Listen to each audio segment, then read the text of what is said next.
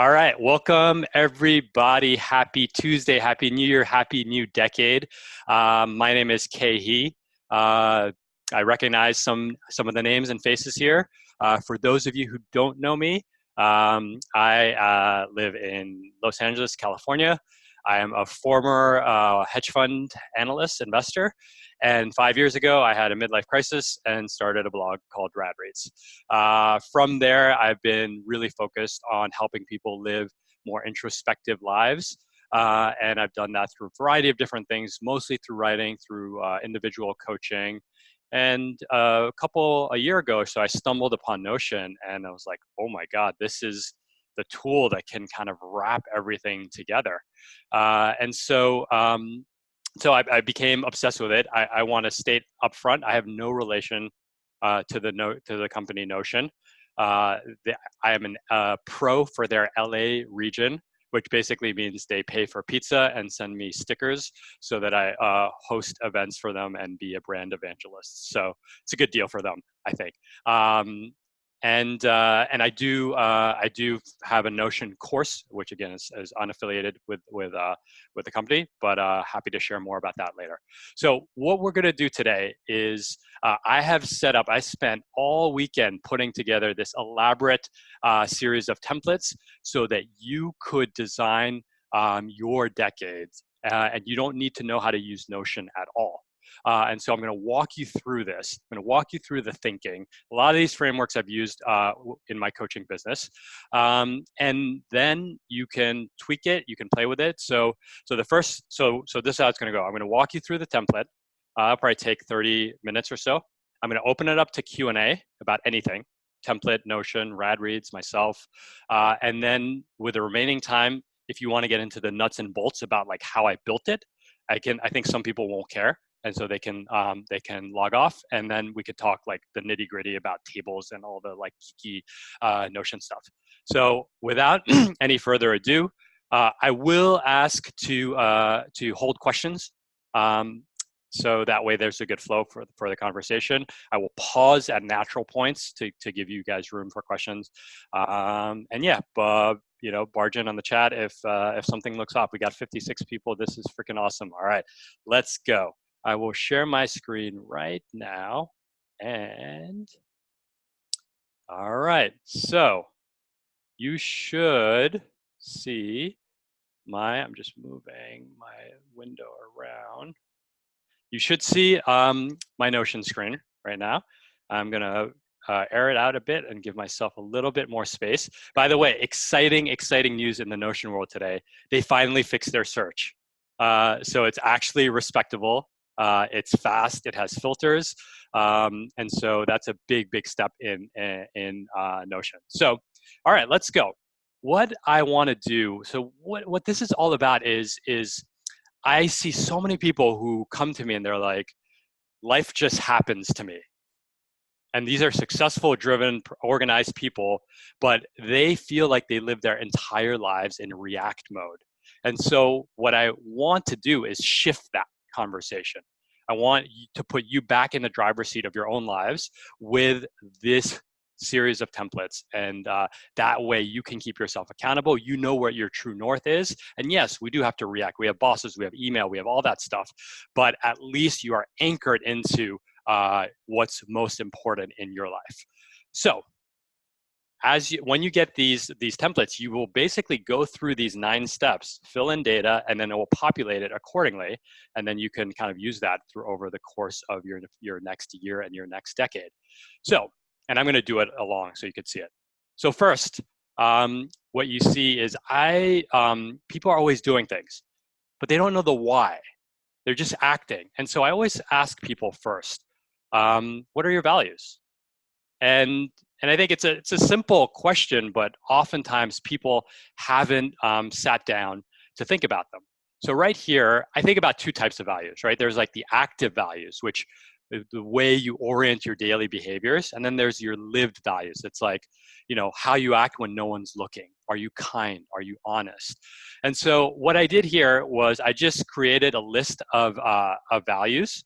So I want you to, once you get the template, I just want you to go in and pick You know, three values that are your active values. For me, that would be creativity, family, and let's say, where's service? I don't have service, but I would say, let's say, caring. All right. So, and you'll see where this shows up later. So we're going to pick those three active values.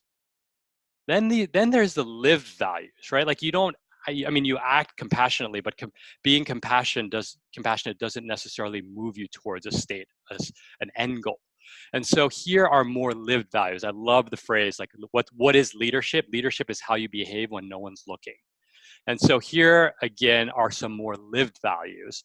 And so I would, again, I'm just going to do this quickly because this is for you to do. Let's say helpfulness, humor, and self-knowledge. Okay, so we're going to go and pick in our lived values, and then you'll see where this will all show up. Next, I want you to think about, we all work, we all set up, we're productive, we make money, we have projects. The questions I have for you, the question that I then have for you is, well, who do you show up for? Why are you doing all those things? Again, sounds quite basic, but a common thing that I see is people say, well, I work so hard, I'm so stressed because of my family. I want to support my family. But when you really dig into it, their ambition is in part driven by the desire to be successful. It's a different goal than family. Being successful and providing for your family are not always the same thing. And so I just ask you, ask everyone to be honest about, who are you showing up for in your life? Who are the key stakeholders in your life? And so here, you can just modify these names. I'll put my wife, my daughter, and my daughter. I have two daughters, but for simplicity's sake, I will just put them in. I'll grab a photo of them. So that top one was Soraya. That's my 6-year-old. And then as these photos are loading, another question is like, well, what are their dreams, right?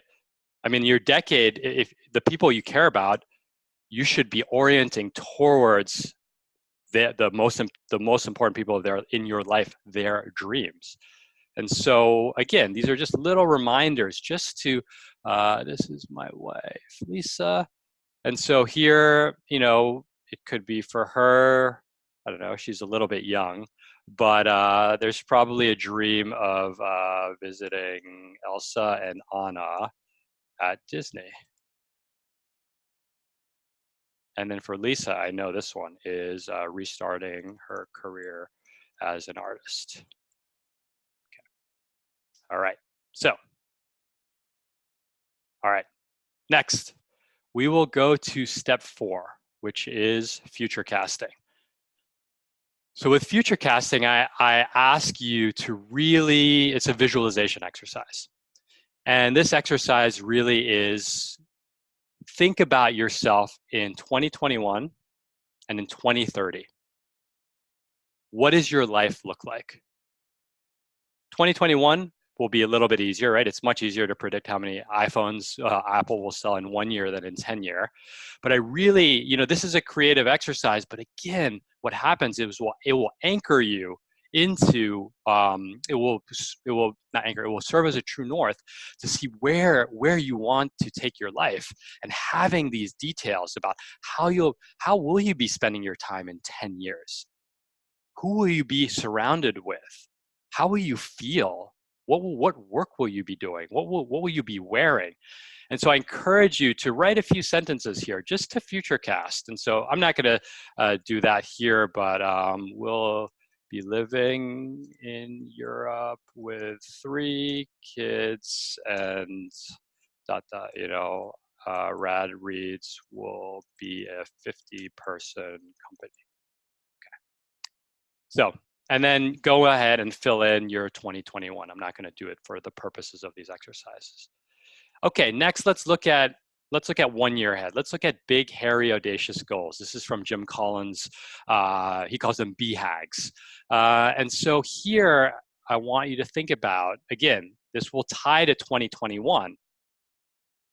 What's like an overarching goal that you want to have. And again, you can add as many as you want here, but I picked three categories: personal life, professional life, and your passions. And so go ahead and edit these when you get the template. So my personal goal would be regularly surf waves greater than 5 feet with confidence. And these will tie into tasks. My professional goal would be generate, let's say, X dollars in online course revenue. And then the passion one, I don't know, that might be take 2 1-week adventures with Lisa. And again, think about these. These are big, so they're the types of goals that you'll have to chip away at 1 month at a time, 1 week at a time. Again, it's going to be dependent on the goal itself, and it's going to be dependent on your own schedule and lives. So next, we will look at sub-goals.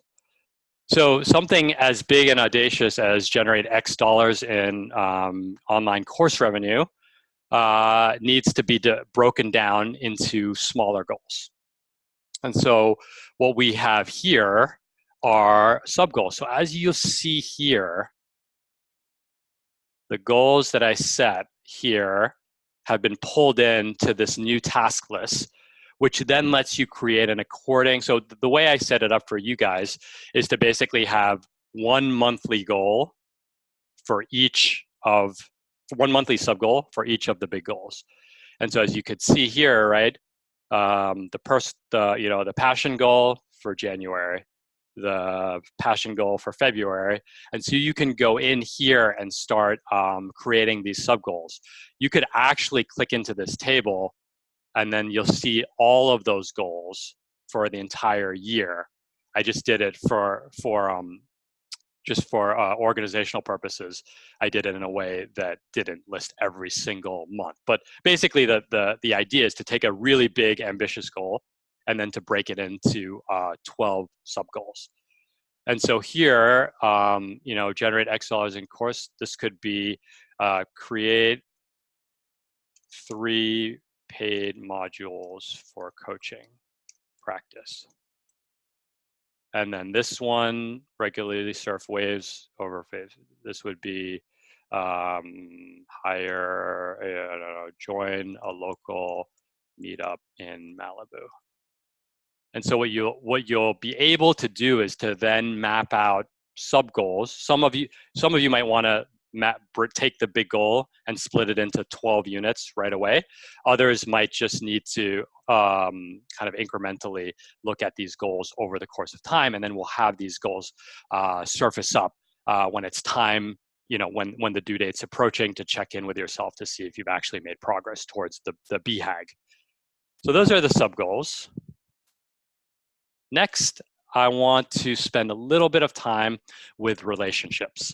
And now I'm not a believer in, unless you're in sales, I'm not a believer in the personal CRM. I know that a lot of blood and a lot of ink has been spilt on the internet about building a personal CRM. So you know which friend of yours likes avocados and which friend of yours happens to wear blue socks, so that you can kind of network better. I don't believe in that, but I do believe in using technology, using some kind of tool framework to be better for the most important people in your life. And so I split that, and again, you can carve it up however you see fit, but I split that into 3 categories: your crew, your connectors, and your champions. And it's a really simple step where you just go in. So the crew, this I defined, your crew are the most important non-family members in your life. These are the people that get stuff done. These are the people you want to collaborate with. These are the people you trust. These are the people who inspire you. And we want, the way that this template is set up is that you're responsible for checking in with your crew, with everyone on, this is You can have as many people as possible. I put 9. You're responsible for checking in with each of them every month, and the system will basically remind you when it's time for you to check in with. So, if I define your crew, that would be, my friend Kevin D, another friend Robin S, and then Billy B. And as you can see here, I put this in just to make sure that the spreadsheet was working. But if the last contact date is is more than a month ago, it will be flagged that we're overdue on this contact. So if I spoke to Robin today, she's not overdue. But if Billy was, October 2nd, he's overdue. So then same thing for connectors. I'm not going to, I don't know, I'll just make use musicians now. Billy E and Luke Sky. And then lastly, and so your connectors are super connectors. They're like the nodes in your network, the people who seem to know everyone. I found them to be, in my world of like tech and finance, they tend to be recruiters, wealth managers, community organizers, alumni, like big alumni folks. These are the people that can tap you into different networks. And again, we want to just have a methodology so that we can stay in touch with them regularly. And so again, the first part of the exercise is identifying who these people are. The second part of the exercise is then entering them in and then updating your frequency of contact with them. And lastly, your champions. These are the people that you lift up, mentees, people that are currently in a difficult place in their lives. And again, you get to same concept. It actually links to the same table. You'll see all these tables are called DYD, which is Design Your Decade. And then this is the CRM for DYD. So even though you're inputting them in different places, they're all being stored in one unique database. And again, so here, I don't know, I'll use athletes, Lamar Jackson. I'll use athletes and authors, John Updike, and what's a recent book that I read? Yana Hanagara. Okay. All right. So what we have here is we have taken all of the inputs, and now they will be brought into a place where we can actually manipulate them and see them and use them in meaningful ways. And they'll be updated over the course as time elapses. So next thing we'll do, we'll go to home. And home will be the place you go to using this template. Just if you just need to remind yourself, like why am I here? What's my motive? What's my true north? Why do I do the things that I do? And so right here, you'll see that we pulled our values. Let me sort them by rank. We'll pull our values just so we remember, right? Like, my coach the other day was like, you say your value is family, but you're working all of the time. Like he challenged me. He's like, I don't think your value is actually family. You need to have a value that's actually more tied to your work, because you are often sacrificing family at the expense of your work. And I was ashamed to admit it when he called me out. I was like, yeah, I think one of the values is one that I abhor on paper is status. Is like I want to be recognized as doing something good. And that's not necessarily a bad thing, but the fact that I had been dishonest with myself, that I had said one value, but I was kind of secretly chasing another value, was something that he thought that I needed to really that call out to myself. So hopefully this can help you think deeply about that, and then ask yourself, are your values aligned with your behaviors? Similar, these are the values when no one's looking. And again, a reminder, it's like, why are we here, right? We show up for these people in our lives. This is why we do what we do. I'll take you down to Futurecasting. Here is a good reminder that in 10 years, I want to be on the move. Like, am I setting myself up? I mean, we only have 2 kids, so I guess I've got some work to do there. But are we setting ourselves up to that bigger vision, right? That 10-year vision. And again, doesn't mean that that's going to happen, but at least like I love these, this type of framework. This dashboard is a reminder. It's a cue, right? It's like putting your gym shoes by your door. That's a reminder to work out. And this is a set of cues, of reminders of like how do I want to choose to live my life. And of course, the beauty of this is it's all customizable. You could map it to however you see fit. So next, these were the big BHAGs, the big hairy audacious goals. Just again, a reminder of those. I find these very helpful to think about as I enter each day. I'm like, okay, well, there's 3 things that I really want to accomplish in the year. Again, your life will get in the way, but for me, I try to do one thing each day that moves me towards those big goals, because it's very easy to get in the hole of like responding to email and Slack messages and organizing your inbox and all that, where it's like, no, like this business goal is an ambitious business goal, and I need to be chipping at that goal every single day. Again, the cue, the gym shoes by the door is like, oh yeah, that's the thing. This is really important for this year. Next, we linked 2 tables to create a relational database. We linked the tables together so that you could have a standard task manager, but you could also have a task manager that's specifically linked to your big, hairy, audacious goals. Again, nothing too similar, nothing too complicated, but if you, I had this filtered to only show the tasks for like the next month.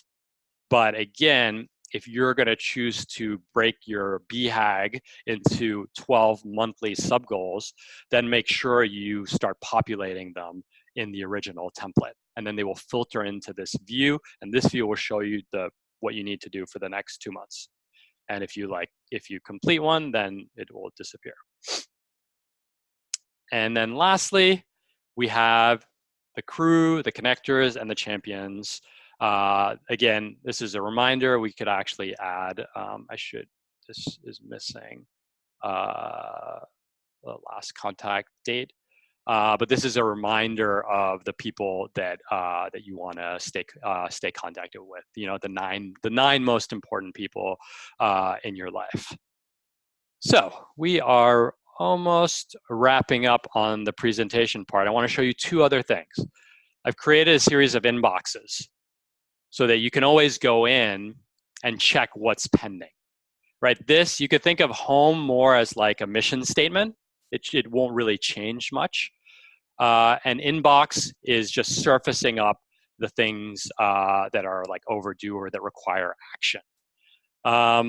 This is a really simple thing. I use it every day. It's a daily habit tracker where you could basically say, habit to break phone off after 8 p.m. and then habit to make meditate 2x. You just plug in your date. This has to be a manual date, and then it just is a reminder to do that each day. Doesn't really, you will tally up the check marks with time, but it's just a really simple reminder that these are the things that you want to do. If you have any tasks that are due soon, these are tasks outside of the BHAGs, then they will appear here. I haven't created any, but we could do that later to see how that works. These are the tasks that require review for your big hairy for your BHAG, and so these again, you'll see this looks at the tasks over the next 2 months, and then ideally, you have these cleared out on a monthly basis. And then lastly, you have a list of the contacts who are overdue. And this is just a reminder to reach out to each of these people. Let's say I call Kevin D today. He pops out as an overdue contact. So that is the inbox. By the way, a lot of this is inspired by David Allen's Getting Things Done. you'll notice that there's two systems here that are really working. There's an inbox system to just kind of capture open loops, and then there's a review system to ensure that you're kind of always checking in on things.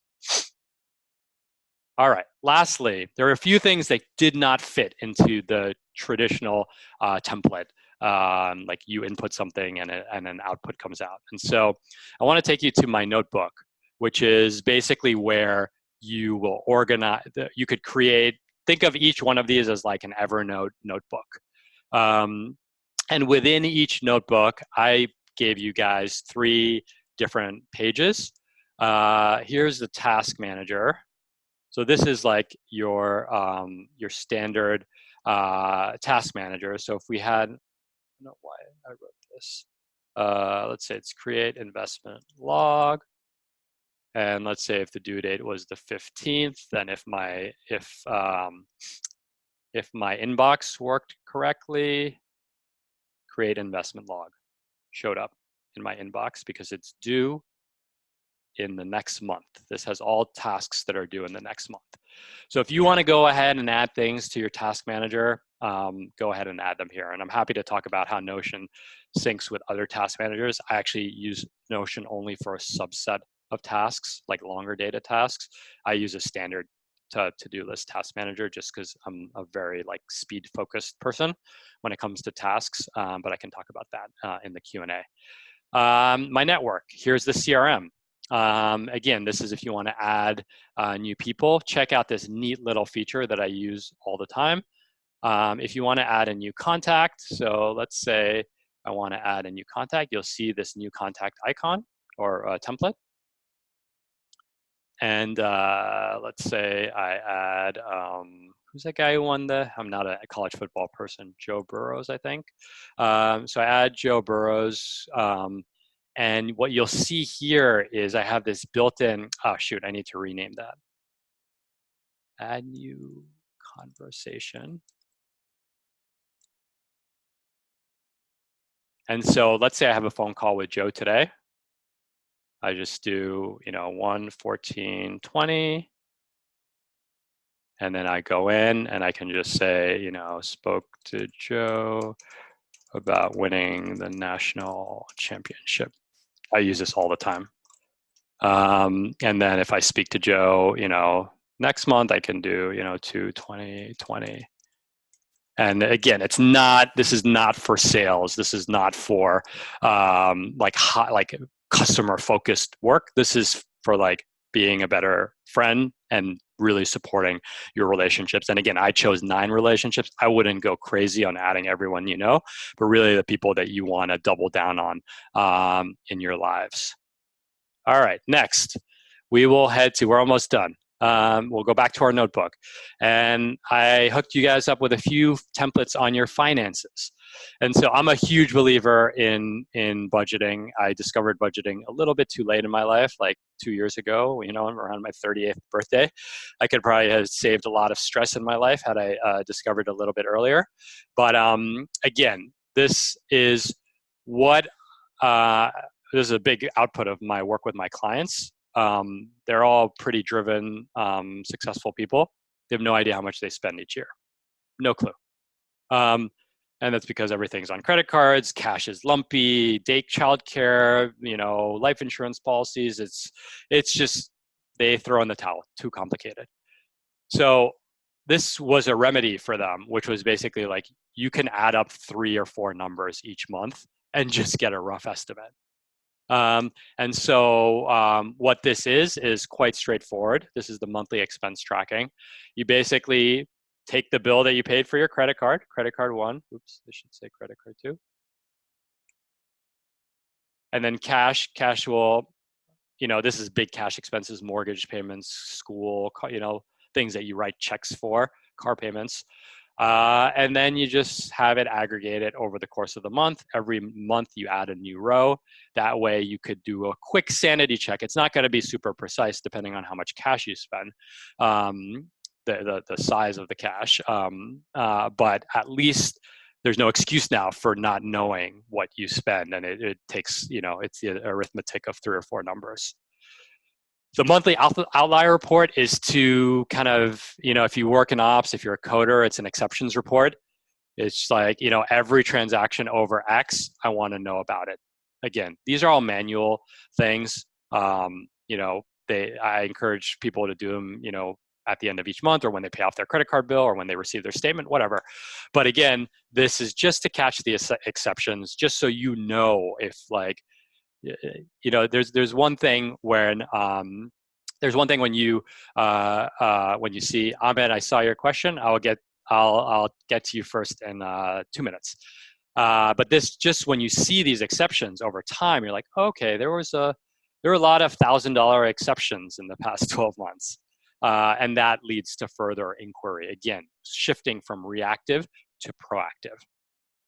And then lastly, I put an investment log. And this is really when you make an investment decision, whether it's something as simple as dollar cost averaging, or if you are buying private companies and angel investing in real estate, just remember, the biggest mistake that people make are in investing is that they don't stay true to their own thesis. And so they apply revisionist history, right?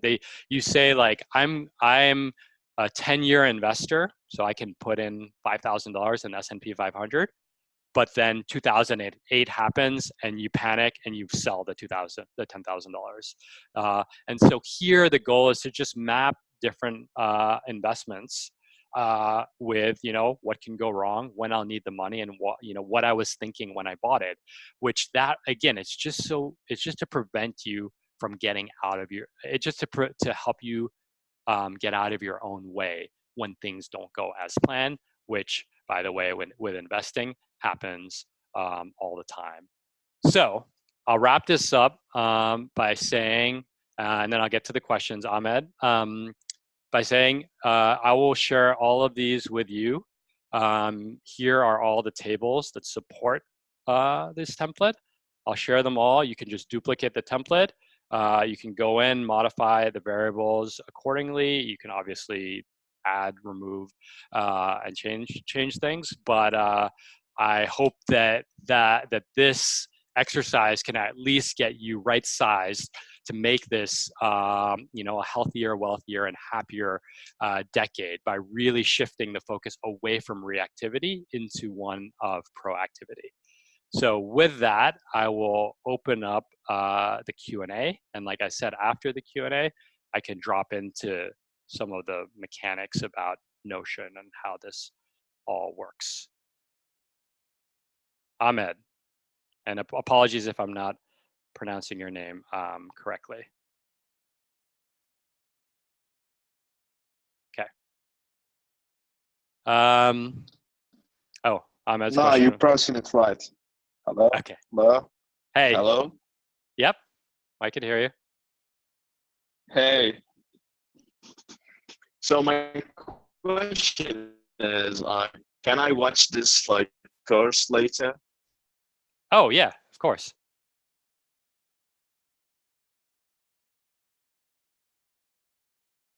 Hello? Yes, you can. Yeah, sheet in Notion. So could you show me how to build a time sheet in Notion? And thank you very much. I'm sorry, I missed the first part of it. You said, can you show me how to build a and what time sheet? Now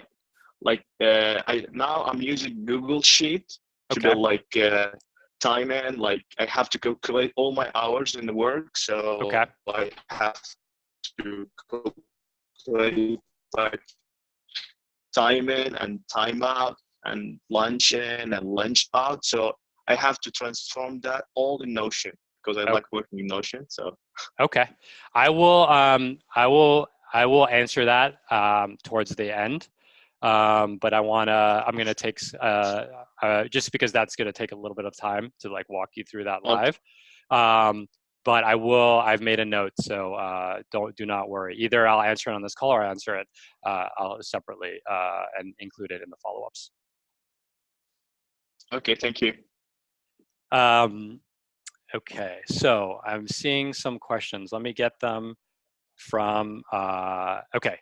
So John asked a question where he said, can you copy and paste a CSV to the monthly outlier report? The answer is yes. In fact, I know that some people use Notion to export their transactions from Mint or any other personal finance software or your credit card company, and use that. So the answer is yes. The next question is from Hari. And Hari asked, I'm not sure I get the difference between the two categories of values. Yes, it's a fair question. I guess that what I was trying to do with the two categories of values is that one category is action oriented, right? If you think of things like adventure or creativity or tradition or comfort or leisure or fun, those are that you can act towards kind of achieving them, right? There's something they're things that you can kind of move towards, whereas the other might be compassion, kindness, humility. Those are values around how you live your life, right? And it's like, whether you're trying to quit your job or you're trying to have another child, it doesn't change your desire, your value of being compassionate, but that might change your value of seeking adventure or prioritizing creativity in your life.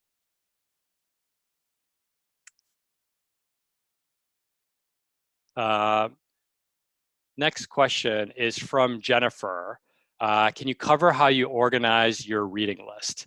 Yes, I can do that. It did not make it into the Clipper. I didn't make it into the presentation, but I've done a handful of presentations on that, and there's actually like quite a unique system. So I will answer. I will show that.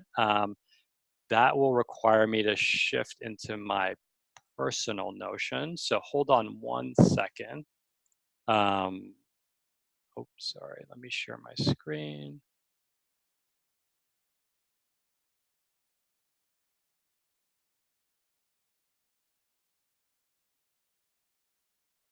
So I'm going to pull you into this is my library.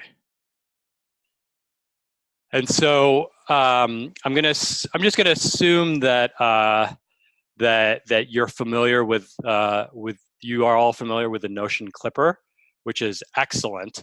But just it's similar to the Evernote Clipper but the thing that is unique about it is, so if you see this article, Secular Monks and the New Celibacy, I can show you how this works.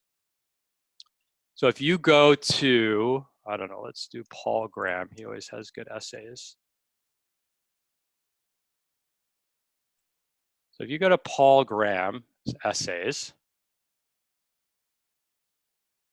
Haters, I haven't read that one yet. So you go on Haters and you click, you see I have this Notion button. It's a Chrome extension. I click it, Haters, I'll say by Paul Graham. And then I add it to my library database. So everything I've ever clipped is in that library database. I save page. And so there's my library, Haters by Paul Graham, even better. What it does, didn't do it for this one. Doesn't always work well. But let's look at Secular Monks. It imports the entire article into a page in Notion. So then what you can do is you can add different amounts of metadata. So I have like this checklist view where I look at, I like to add, because I run a newsletter, I always look at the most popular posts that people clicked on, because I think that they're they're rich with information content. So if I look at the last, my last issue,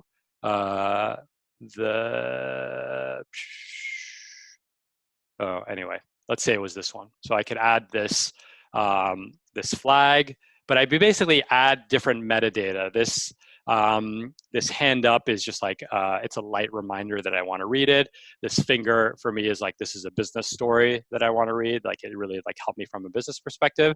And so here you have all my, my reading list. For those of you who know Rad Reads, I prepare the issue for Rad Reads. Sorry, wrong one. Rad Reads Prep. I prepare each issue. I curate 5 articles. This is issue 247. This is the link. This is the name of the title. And then I share this with my colleague who then actually creates the newsletter on my behalf. And then lastly, I see there's a question, but then I also have a reading list where based on these flags, I create a score. And the score tells me how much I like this article. And so then I can sort by the score, and I can also sort by like the last modified date. So it will basically continuously surface articles up to me that I want to remember to reread. So I'll pause there. I see that there are some questions, but that was a very quick demo on my reading list.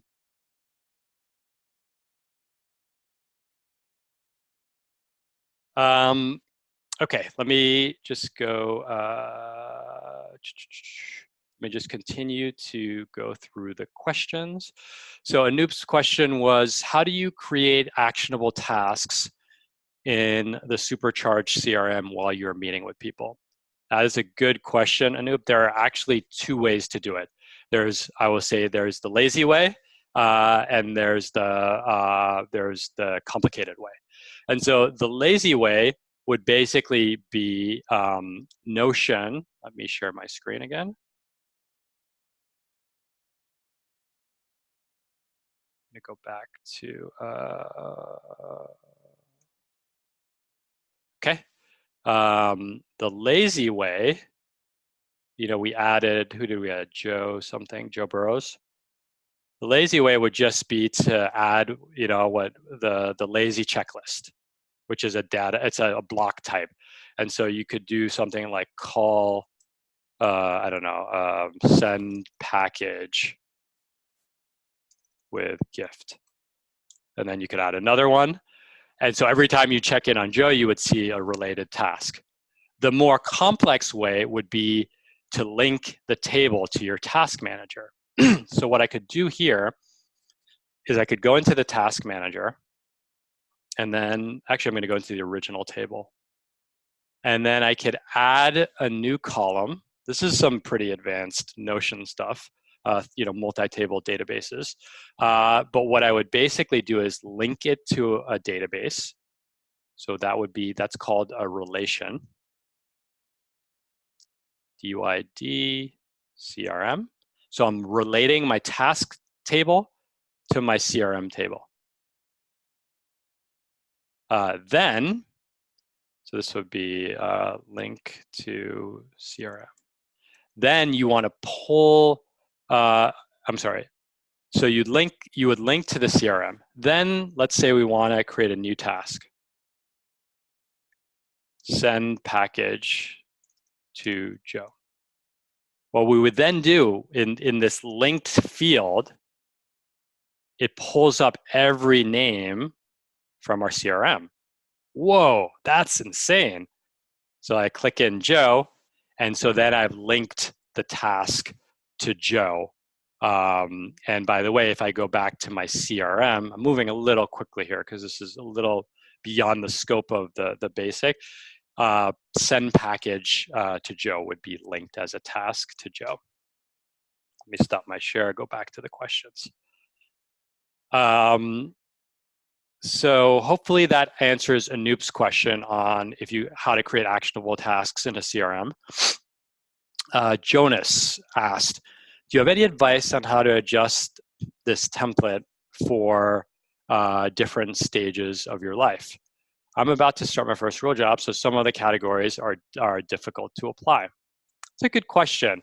I would say, Jonas, that, I mean, if you think about it, right, what are your values, right? Your values, I mean, they change as your life evolves, but your values, if anything, just starting a career might be the most important time to start thinking about values, because one might be most malleable.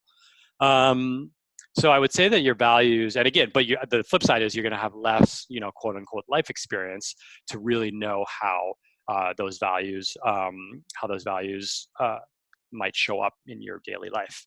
And I'd say, if anything, and this was something that I used personally as a professional that really helped me in my career, was just being really, really good about relationships, dedicated about supporting others, which is why I really designed this template to help you support others. So I think that that's even of more critical importance.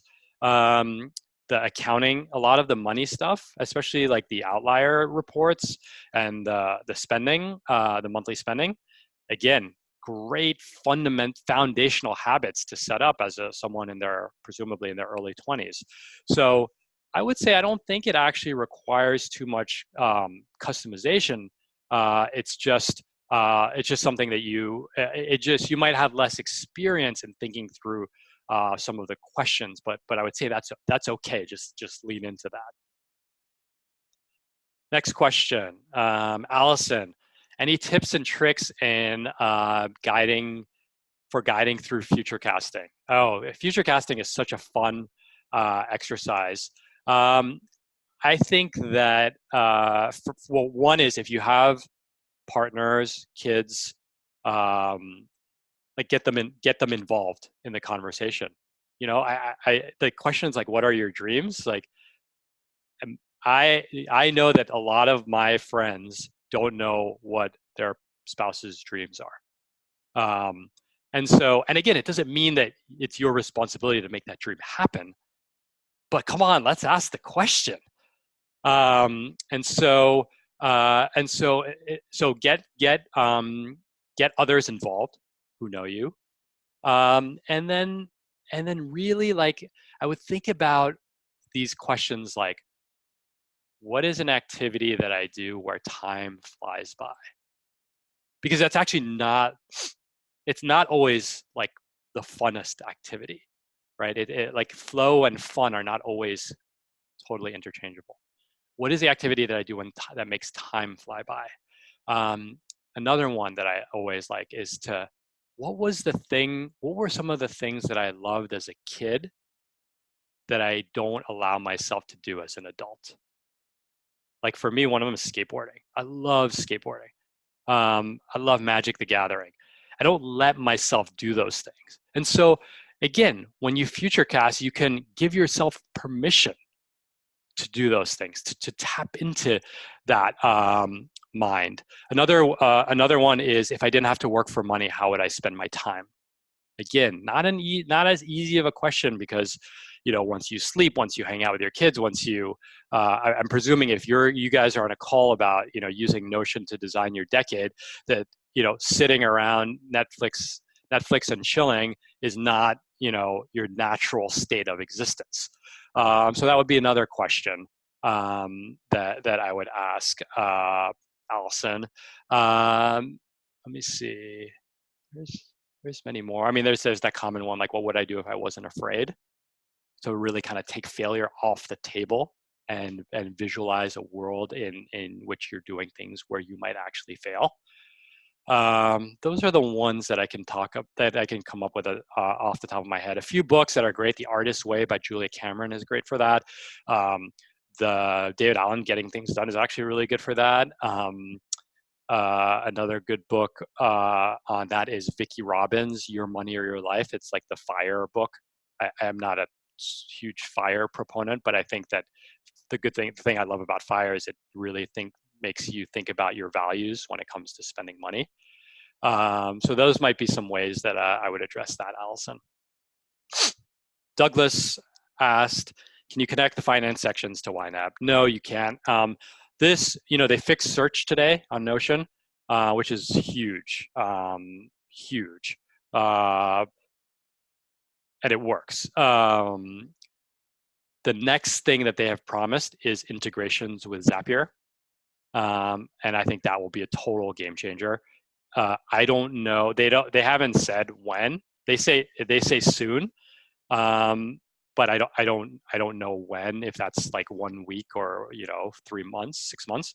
But no, you can't connect and even then with Zapier you can't connect anything to YNAB specifically. The only thing you could do with YNAB is export your transactions and then import them back into Evernote or Airtable, Notion, whatever. Cool. You guys asking some good questions. Keep them coming. Or I can talk a little bit about the mechanics. I'll go to Ahmed's question as well. Let me do that. So Ahmed asked about a time tracking solution. Let me share my screen.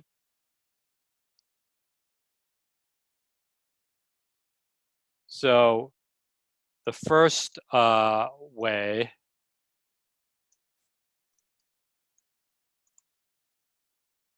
So the obvious way would just be you could set up a column called hours,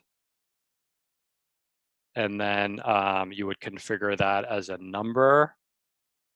And the only problem is that you'd have to convert minutes. So that would be one way. So you could say like Tuesday AM, and that would be 4 hours.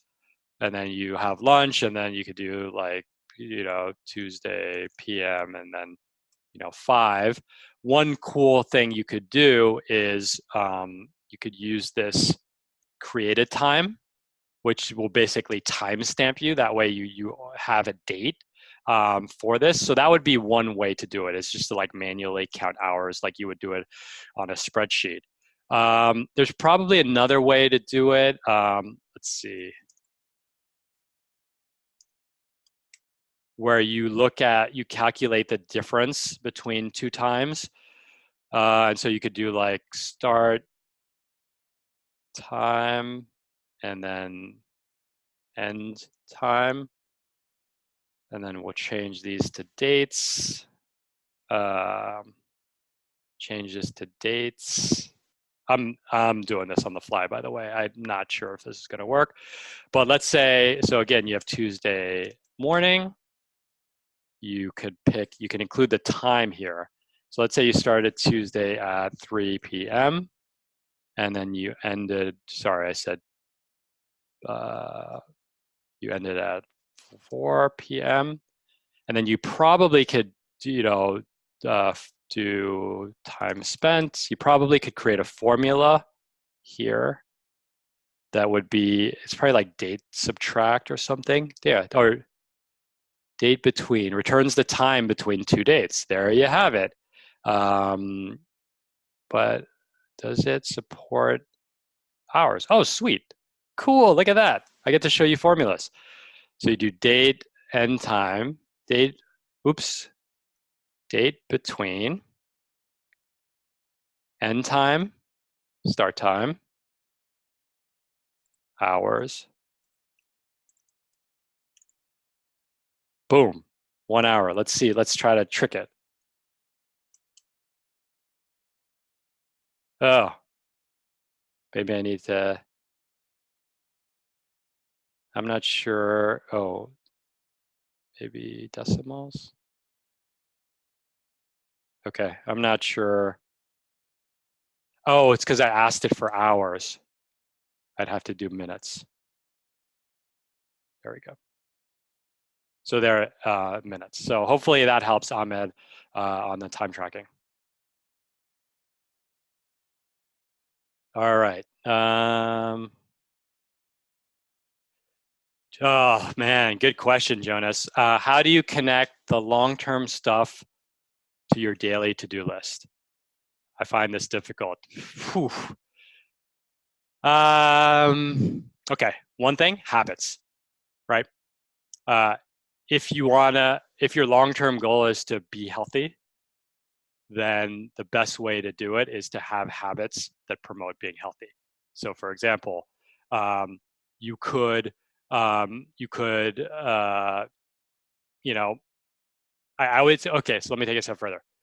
There's a concept of keystone habits, which is like one habit where everything falls in, like the other habits fall into place. So for me, a keystone habit is not using my phone for 2 hours before bed. Because if I don't use my phone for 2 hours before bed, during those 2 hours, I meditate and read. Then I go to sleep with a relatively calm mind, so I sleep well. I then wake up early, and I wake up early in a good mood. I would energize, so then I go exercise. And then when I go exercise, I usually want to eat healthy. So the simple act of not using my phone for 2 hours doesn't always work that way. Has like a really powerful spillover effect. So that would be long-term habits. The other thing is like some of these goals, right? Like the BHAG goals. Like again, for me, one is to like be comfortable surfing 5-foot waves regularly. Like that's not like yes, you could surf regularly. That will probably help. But for me, there's actually a bunch of different things. Like I want to take a few lessons. I need to like go outside of like my comfort zone, which is like my own local break. And so that's why I try to take like the big goal and divide it into smaller goals. But also just identifying that goal means that like I'm constantly, and there can't be too many of them, but I'm constantly thinking about that big goal. I have those 3 big goals. And so I'm constantly thinking about those. So whenever there's a lull in my day, I'm like, okay, what should I work on right now? Something related to those two, the queue will rise to the top. So that's the one thing. And then the last thing, this is a concept from David Allen, is to create a review function, which is on some set basis, you review all your goals and you basically check in with yourself and you say like, have I made progress on this goal? Which is why I wanted to create this template for you guys and for myself, is because when 2021 clicks, I want to go back and say like, okay, these are all the things I was thinking. Did I do them? Like a year, we all know, especially if you have kids, a year can go by really quickly and you can kind of wake up, pull your head out of the sand and say, OMG, what just happened in the past 365 days? This is why I don't think any of us will use this template religiously, but having these key things down at the minimum will modify your behavior in a positive way. At a maximum will dictate your daily behaviors. And I say most of us, myself included, will fall somewhere in between. That was Jonas. Next question, Doug. I'd like to see just this week's habit, so I don't have to scroll through last week, but not lose the count number. Ooh. Sorry, Doug, that's not going to work.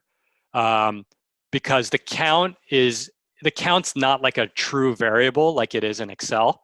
The count is basically the count of like what you're currently seeing. So you could probably hack it and overlay a second table that starts counting them, and then you could then pull the sums out of that. But I think that's probably overkill. Zell, sorry if I'm pronouncing your name incorrectly, asks, do we need to do anything to get on this list, or will you share this Notion template? I will share the Notion template. I will say though that I'm going to ask for you to fill out a 3-question survey to get on this talk to get the template. So absolutely, you're on the email list. If you're here, you will have to do 3 minutes of work to get the template. Thinking about using a template like this for your business. How would you modify, oh, this is Brian. How would you modify it? Or is there a better long-term business goal oriented template? Is there how? So the question is, how would you modify this for business, and is there a better long-term business goal-oriented template?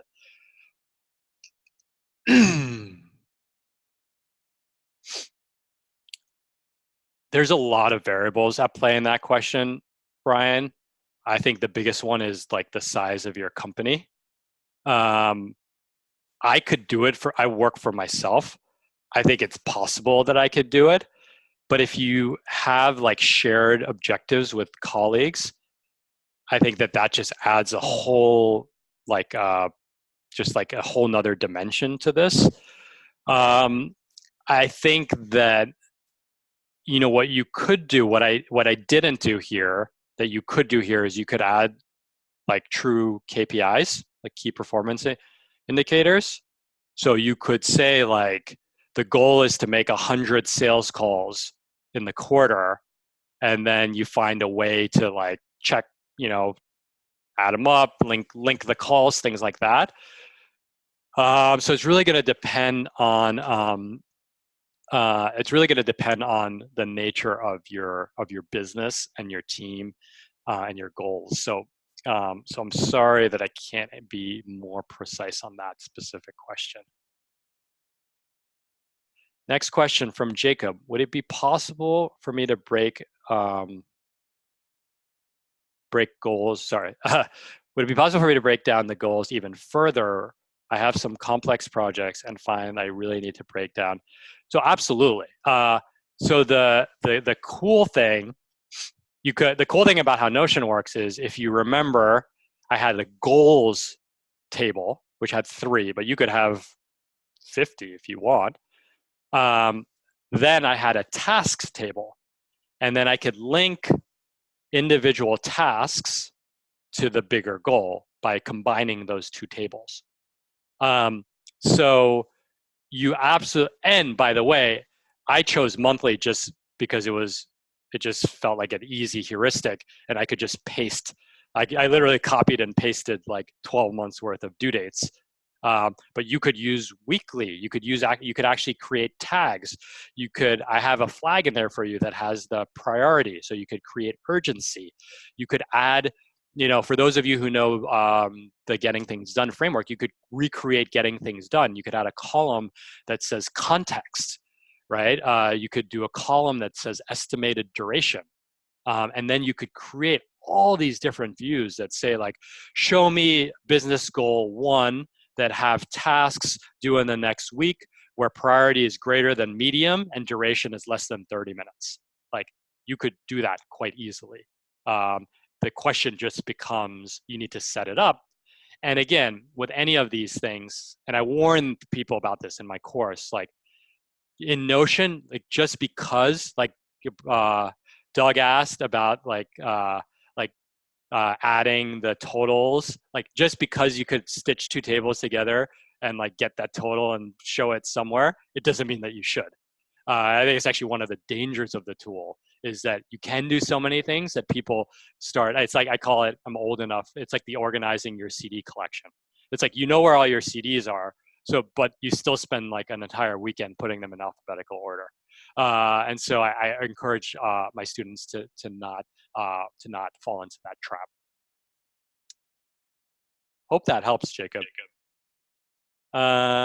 Jonas, one thing to add on daily actions. You said you use a different app for day-to-day stuff. What is it, and how do you connect it to Notion? So I will first say that let's just like use the example of performance racing, performance driving. I don't like cars. I grew up in New York City. I do live in LA, but I'm not a car guy. If you got a sports car, you would never get a sports car that's automatic, because that would defeat the purpose of it. And so I think, so in that question, I just want to set the stage that like, when it comes to productivity, I'm going to date myself, but I've been reading productivity books before Google existed. So I love all of this stuff. And so I am kind of like the guy that likes driving the sports car. And so like the way it handles on a turn is really, really, really important to me. And so with that, I use I have a stack that's kind of like, I'm actually playing with a third app, which we could talk about as well. But my stack for tasks that are like quick, like pay rent, call, Jacob, do this. I use an app that's based on getting things done called OmniFocus. You might have heard of Things 3 is a similar app. Todoist is a similar app. But it really lets you, the reason why I use OmniFocus is the speed of capture. Like it's just so freaking fast, and it's like made just for tasks. Then I use Notion for like as a substitute for like Google Docs, Airtable, Google Sheets, Evernote, bunch of other things. It's like all of my like notes, my list, my spreadsheets. I don't do any financial modeling. You can't do financial modeling in Notion, or it would be very hard. But that is kind of like my body of work is in Notion, my reading lists. And I think like longer tasks that don't require like, that are not due in the next 2 days will move into Notion, because they're almost like mini projects. And then I've been actually playing with an app that's called Roam. It's actually not an app. It's a web-based note-taking tool that is like this really messy note-taking where you can kind of link everything. It's kind of weird. You have to like rewire your brain. And I'm really using that as the messy creative part, mostly for like writing, because like writers don't think linearly. And so it's kind of a great tool for like non-linear thinking. And so that's my stack. But again, like please keep in mind that this is like 20 years in the making, and that again, for most people, picking one, maybe two would work. Can I import apps from OmniFocus to Notion once Zapier is released? Yes. I'm not a purist in that regard. It's like like the sports car driver, like I like having the exact tool for every little thing. But once Zapier is released, then you'll be able to merge, most to-do list systems into Notion. And I think that'll be a big improvement, because Notion, besides the search, which they fixed today, Notion is just like adding stuff in is quite slow. And so people that really prioritize speed tend to not like Notion for a certain type of activities. Okay, next question. That was Jonas. Jacob, is it possible to view the task list in a calendar or a timeline format? So yes, this is one of the coolest things about Notion, is that every spreadsheet, actually, I think this merits a screen share. This is how I did your home screen, right? These are all, you see all this DYD values, DYD loved ones, DYD Futurecasting. These are all different tables that I created for you. So if you go to DYD Futurecasting, it's literally this. But I uploaded these files. I was quite proud of myself. I designed them myself. And these two views, they're called gallery views. And so they basically take an image and they show the image and they show whatever information you want to add. So here we added the Futurecasting. This is obviously your traditional table view. Let me go into the task list. So this is BHAG view. See, there's different views, master view. You could create a new view called calendar.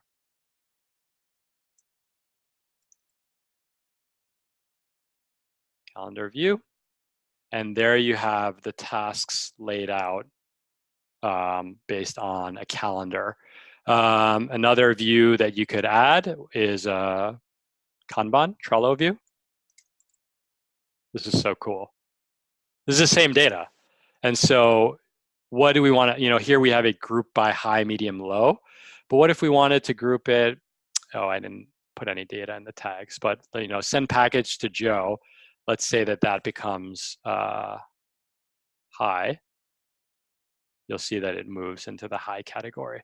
So you have, so all the views are gallery, which is with the pictures. List is just like, oh, I'll show you list view. It's kind of just like a lazy view, just if you want to see things really quickly. It's like basically lists everything in a list.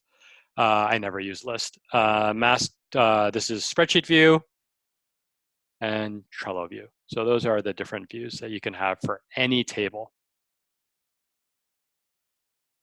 All right, let me go to the next question. Kwame, what's up, Kwame?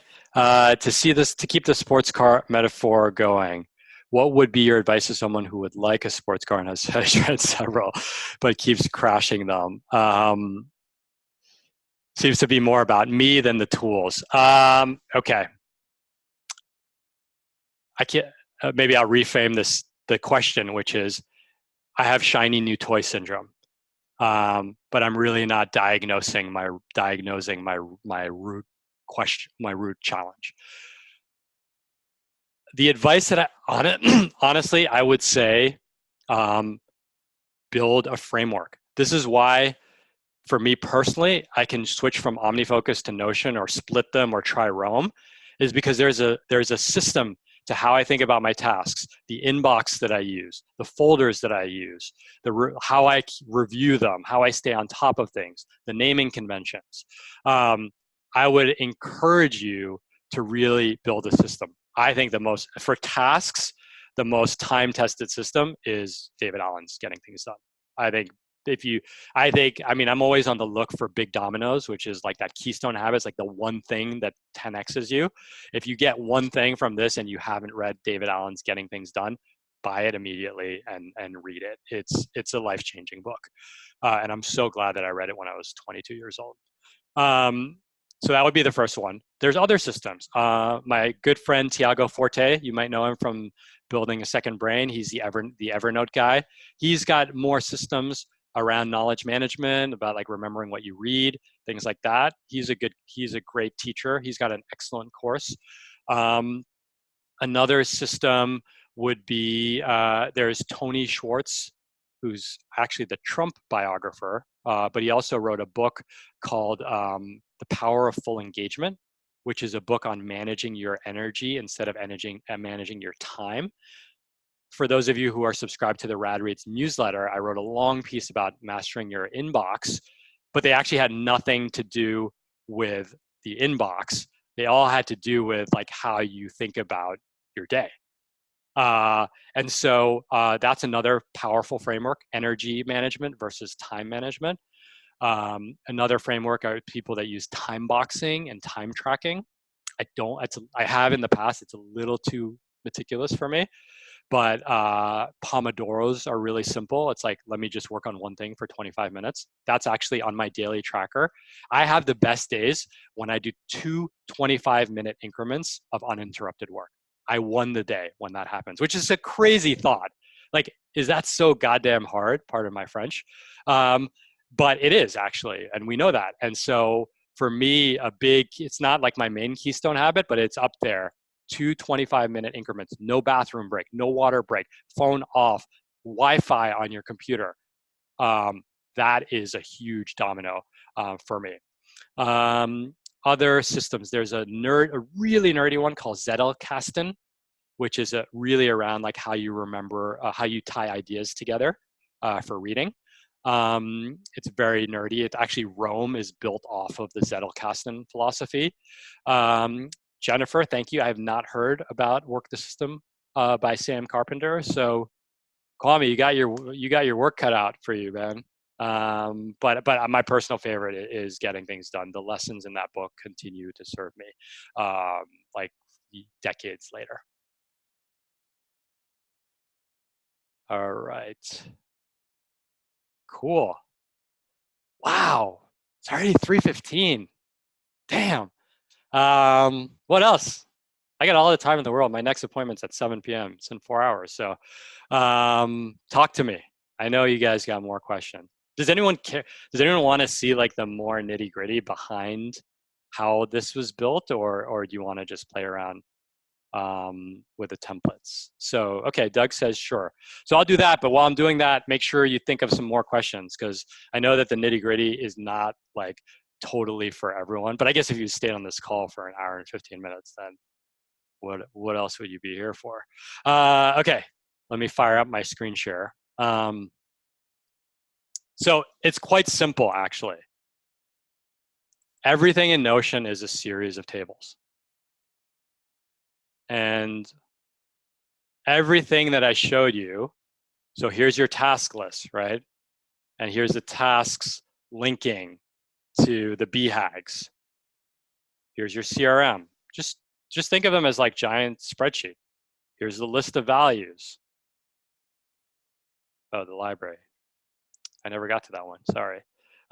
Here are the big goals, the 3 big goals. Here are the links. Here's a little table for your loved ones. I thought about putting that into my CRM, but I got a little lazy. Here's your future casting table. Okay, so you get it. Here's your investment log. Here's your monthly outlier. So here is the coolest thing. I'm gonna show you with an example, right? I get so fired up when as I say your 3 favorite words. Create linked database. This is the most magical thing about Notion, in my opinion. So let's go into, I don't know, let's see which one had some stuff in it. CRM. Okay.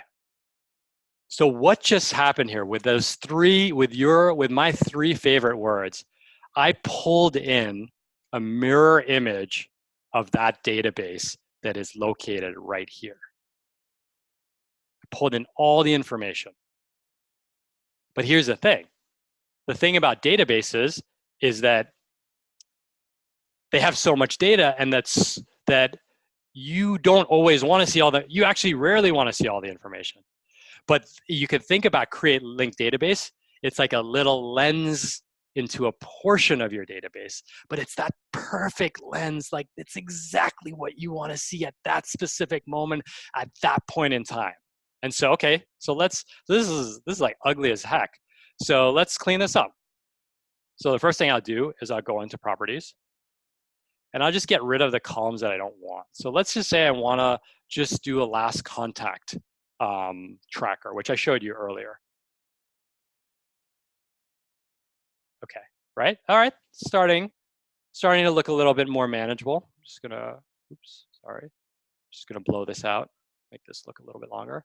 Okay, so, but now I wanted to do, using the inbox methodology, people I need to call.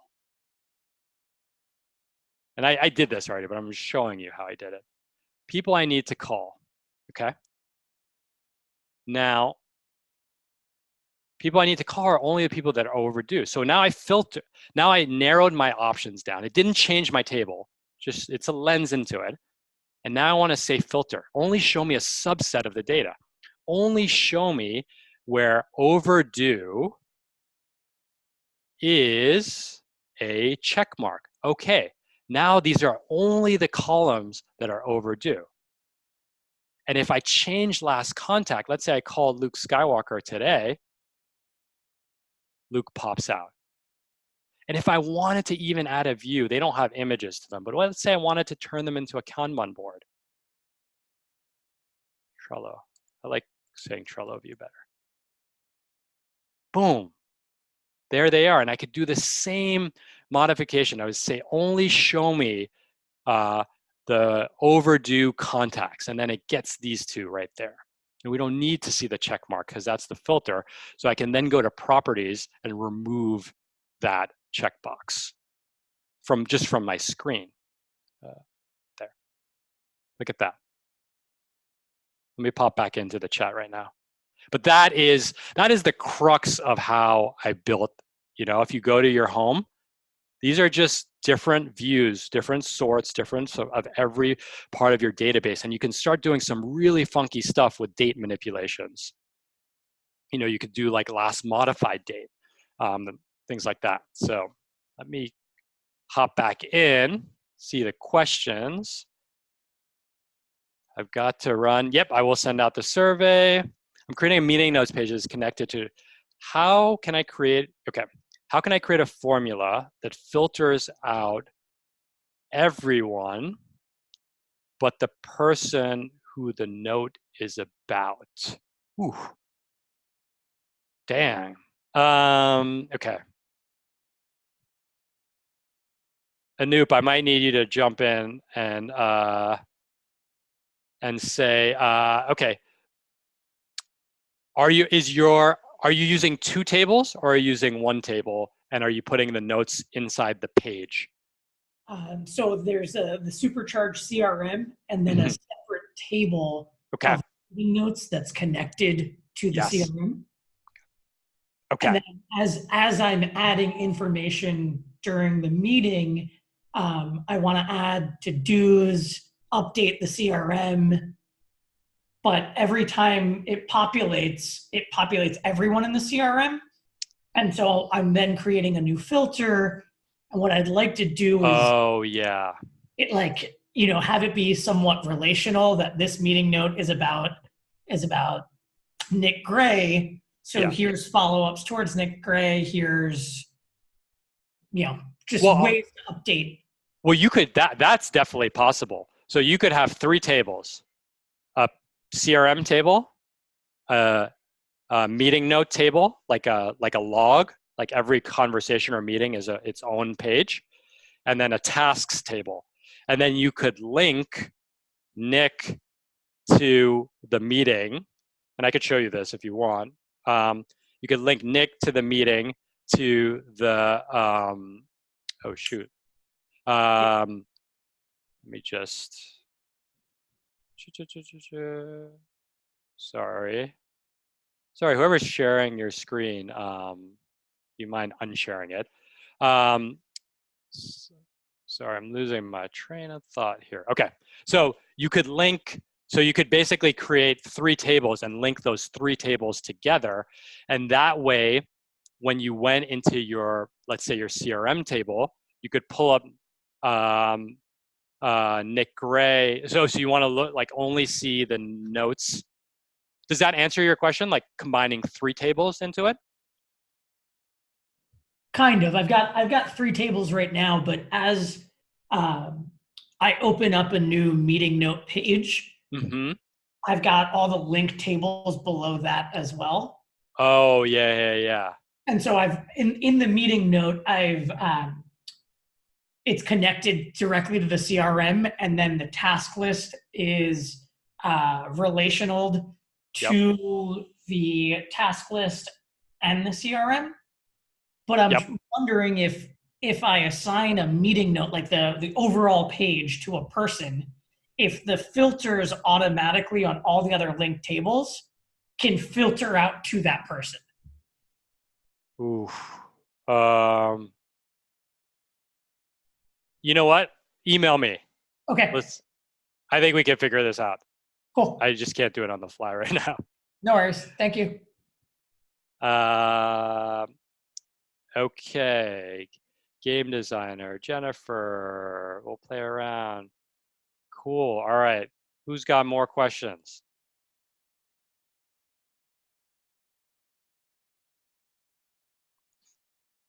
Dan, what's up?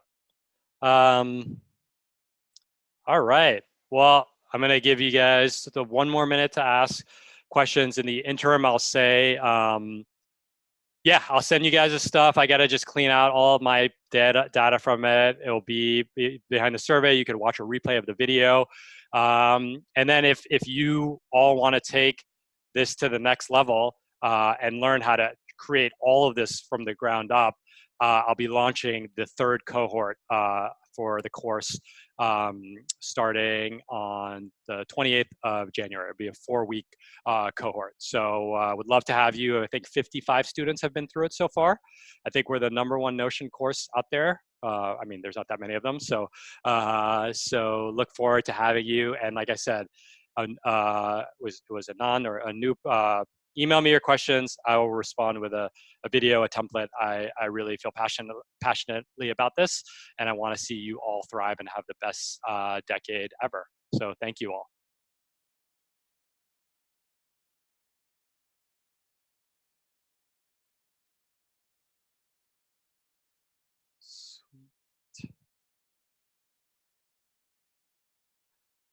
Survey will be out in, it's going to be Thursday. I just need I need a break. Awesome, everyone. Have a wonderful, wonderful day. Thanks for taking the time. You guys are awesome. And I will talk to everyone soon. Remember, you can just email. You can email me with any questions. I will happily riff on your Notion problems one-on-one in private. And we got a Slack group too. So talk to you soon. Bye.